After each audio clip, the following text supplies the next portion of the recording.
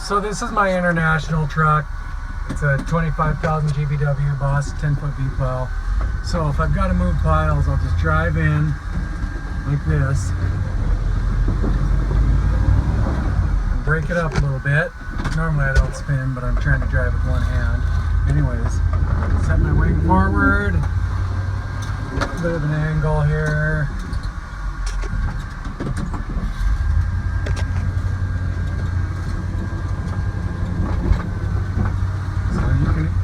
Move piles with a 10-foot power V and a 5-ton truck or whatever they call it. I just want to show you here how you can just kind of move your wings up and carve away at the bank.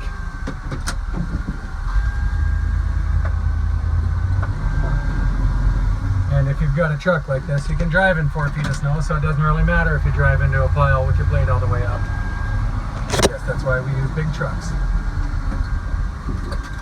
So last, I'll show you here, I just moved all of this snow. It's out about 30 feet here.